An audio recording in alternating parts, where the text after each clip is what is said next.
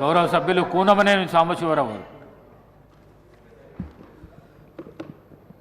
అధ్యక్ష, ధన్యవాదాలు.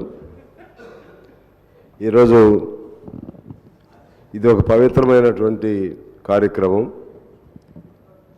ఈ దేశానికి ఎంతో సేవ చేసి దేశానికి గతి గమనాన్ని నేర్పినటువంటి, ఇవాళ ప్రపంచంలోనే 5 అడ్వాన్స్డ్ ఫుల్లీ డెవలప్డ్ కంట్రీస్లో మన భారతదేశం ఒకటిగా చేరటంలో ప్రధాన భూమికి పోషించినటువంటి పెద్దలు, గౌరవనీయులు, స్థితప్రజ్ఞులు శ్రీ మన్మోహన్ సింగ్ గారికి నివాళి అర్పించేటువంటి కార్యక్రమం.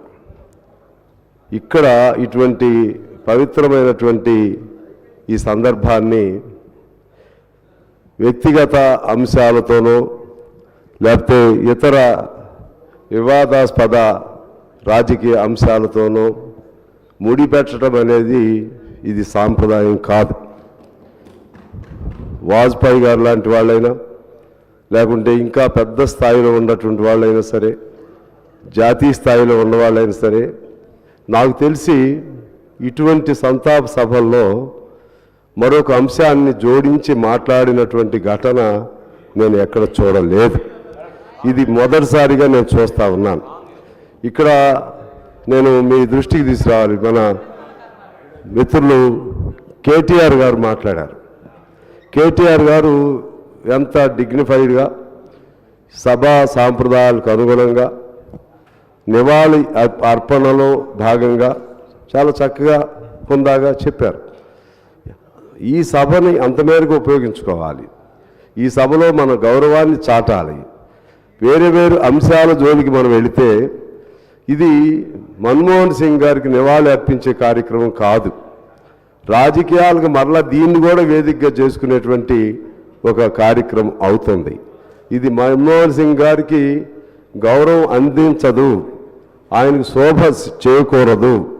ఆయనకి ఆత్మ అంటున్నారు కదా, మేమైతే ఆత్మను నమ్మం. కానీ ఇటువంటి భాషల వల్ల, ఇటువంటి వివాదాల వల్ల ఆయన ఆత్మ క్షోభిస్తుంది.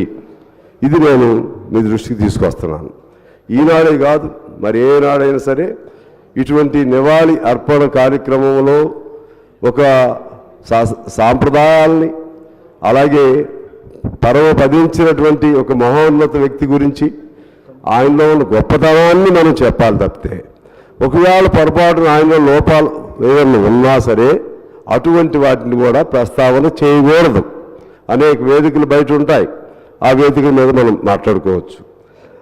ముఖ్యంగా ఈనాటి కార్యక్రమాన్ని ఉద్దేశించి మన్మోహన్ సింగ్ గారి గురించి చెప్పాలంటే, ఆయన నిజాయితీకి, నిబద్ధతకు నిలువుటద్దం మన్మోహన్ సింగ్ గారు. ప్రక్కనే అనేక ఇబ్బందులు ఆయన యూపీఏ సెకండ్ టైంలో కొన్ని ఇబ్బందులు ఎదుర్కొన్నారు.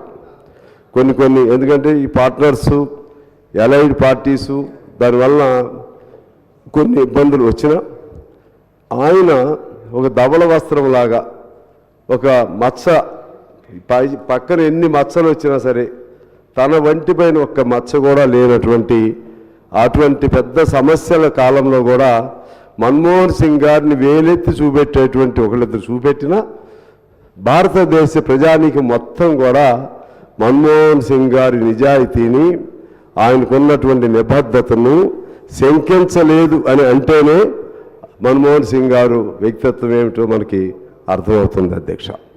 అదేవిధంగా ఇక్కడ యూపీఏ 2లో కొద్దిగా కమ్యూనిస్టుల పాత్ర కూడా యూపీఏ 1లో మీ దృష్టికి తీసుకురావాలి. యూపీఏ 1లో అనేక మహత్తరమైనటువంటి చట్టాలను రూపొందించారు. అందులో భాగంగా కోట్లాది మందికి ఇవాళ ఉపాధి కల్పిస్తున్నటువంటి ఉపాధి హామీ చట్టాన్ని పేర్కొనడం జరిగింది.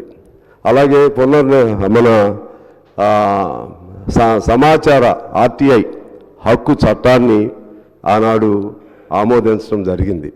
అదేవిధంగా భూ నిర్వాసితుల సంబంధించినటువంటి ఒక గొప్ప చట్టాన్ని కూడా తీసుకురావడం జరిగింది. అదే సమయంలో అటవీ హక్కులకు సంబంధించి పోడు భూములు సాగు చేసుకుంటున్న వాళ్ళకి సంబంధించినటువంటి ఒక గొప్ప చట్టాన్ని కూడా తీసుకురావటం జరిగింది. ఇలా అనేక అంశాలు కమ్యూనిస్టుల స్నేహితం వలన, ఆ రోజుల్లో కమ్యూనిస్టుల ప్రభావం వలన ఈ భారతదేశ గమనాన్నే మార్చేటువంటి, మార్గాన్నే మార్చేటువంటి అనేక చట్టాలని కమ్యూనిస్టులు సలహాలు ఇచ్చారు, వారు స్వీకరించారు, వాటిని సరైన రీతిలో పేరు పెట్టారు, సరైన రీతిలో అన్వయించారు. ఆ క్రమంలోనే నేను ఇవాళ ఆ కమిటీ డ్రాఫ్టింగ్, ఉపాధి చట్టం డ్రాఫ్టింగ్లో సీతారాం యేచూరి గారు ఉన్నారు, అలాగే గురుదాస్ దాస్ గుప్తా గారు ఉన్నారు, సురవరం సుధాకర్ రెడ్డి గారు కూడా ఉన్నారు.